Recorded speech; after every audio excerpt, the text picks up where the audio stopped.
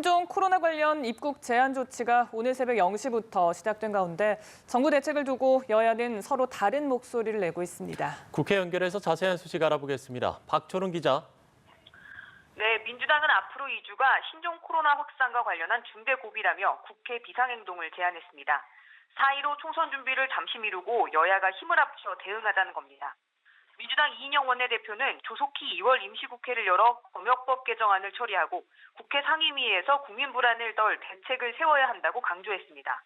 검역인력 보강과 마스크 수급 안정화 대책을 추진하겠다고도 밝혔습니다. 또 감염관리 대상을 지금보다 확대하는 방안도 논의해야 한다고 했습니다. 한국당은 정부가 중국 눈치를 보면서 신종 코로나에 갈팡질팡 대응하고 있다는 비판을 이어갔습니다. 정부는 그제 중국 전역 여행 경보를 철수 권고로 높인다고 발표했다가 4시간 만에 철수 권고를 검토한다고 선회했는데요. 심재철 원내대표는 문재인 정권이 총선 전 시진핑 중국 국가주석의 방안을 성사시켜 총선 승리를 하려고 했는데 그 계획이 신종 코로나 때문에 망가지자 찍소리도 못하고 눈치를 보고 있다고 주장했습니다.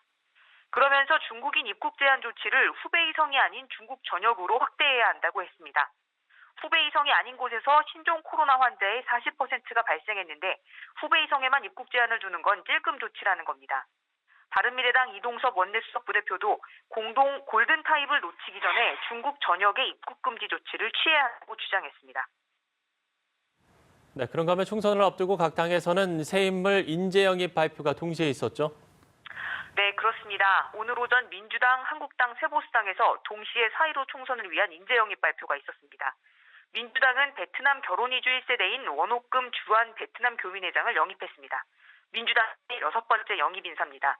올해 44세인 원 회장은 베트남 국영건설회사에서 일하던 중 한국인 남편을 만나 결혼했고 1998년 귀화했습니다. 민주당은 원 회장이 베트남 이주 여성을 보듬는 왕언니 역할을 해왔고 15년간 다문화 가정과 이주도 농자 권익 증진을 위해 활동한 현장 인권운동가라고 소개했습니다. 한국당은 전주의 변호사 등 여성 법조인 7명을 한꺼번에 영입했습니다. 서울중앙지법 부장판사 출신인 전 변호사는 성희롱 의혹을 받는 대학 교수의 해임 불복 사건에서 대학 측 변론을 맡았는데요. 대법원이 성인지 감수성이라는 용어를 최초로 사용하게끔 해서 대학 측 승소 판결을 이끌어낸 법조인입니다. 이혼 후 양육비를 주지 않는 과거 배우자의 신상을 온라인에 공개한 배드파더스 사이트 운영자의 명예훼손 재판에서 무죄 판결을 이끌었던 홍지혜 변호사도 포함됐습니다. 세보수당은 검사내전의 저자인 김웅 전 부장검사를 영입했습니다. 김 전 부장검사는 대검찰청에서 검경 수사권 조정 업무를 담당하며 정부 여당의 수사권 조정안에 반대하는 목소리를 내왔는데요. 관련 법안이 국회를 통과하자 거대한 사기극이라고 비판하며 사직서를 냈습니다. 김 전 부장검사는 살아있는 권력의 비리를 수사하면 항명이 되고 탄압받는 세상이 됐다면서 그래서 폭풍 속으로 한번 뛰어들어 보자고 생각했다고 말했습니다. 대한민국 사기공화국의 최정점에 있는 사기 카르텔을 때려잡고 싶다는 포부도 밝혔습니다. 지금까지 국회에서 전해드렸습니다.